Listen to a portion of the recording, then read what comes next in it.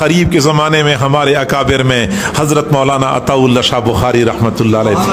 وہ جب قرآن پڑھتے تھے واقعی طبیعت مسحور ہو جاتی تھی، مجمع بے حال ہو جاتا تھا. ایک تو قرآن کی اپنی تاثیر، پھر حضرت شاہ صاحب کی اپنی آواز، پھر دل کا درد اور افسوس جب شامل ہوتا تھا تو قرآن لوگوں کے دلوں پہ اثر کیا کرتا تھا.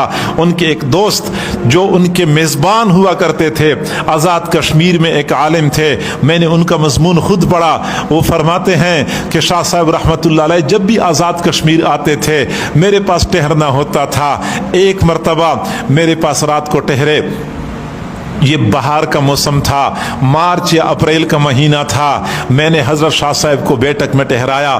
ان کے لیے وضو کے لیے لوٹا رکھا پانی کا، مصلی رکھ دیا کہ شاہ صاحب تہجد کی نماز پڑھیں گے، ان کے لیے وضو کے لیے پانی پہلے سے موجود ہونا چاہیے. چنانچہ میں رات کے لیے اپنے گھر چلا گیا. تہجد کے بعد جب فجر کی آذانیں ہو رہی تھیں تو میں نے سوچا کہ میں پتہ کر لیتا ہوں شاید شاہ صاحب کو کسی چیز کی ضرورت ہو.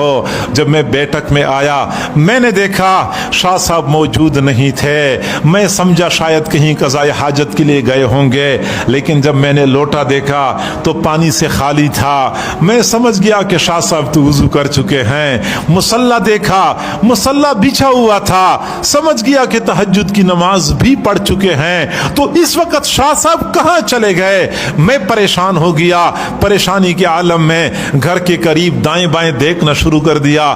پہاڑی علاقہ تھا، جنگل تھا اور سبزہ تھا، وہاں پہ گھنے درخت تھے. خطرہ اس بات کا تھا کہ ایسا نہ ہو کوئی جنگلی جانور یا حشرات یا موذی کیڑے مکوڑے شاہ صاحب کو کوئی تکلیف نہ پہنچائیں. فرماتے ہیں کہ میں شاہ صاحب کو تلاش کرنے کے لیے بے قراری کے عالم میں ادھر ادھر بھاگنے لگا. مجھے کہیں بھی شاہ صاحب نظر نہیں آئے. پھر میں نے سوچا کہ میں کہیں خاموش کھڑا ہو جاتا ہوں، دیکھتا ہوں شاید کہیں دور سے شاہ صاحب کی چلنے کی آواز آ جائے. چنانچہ میں خاموش کھڑا ہو گیا.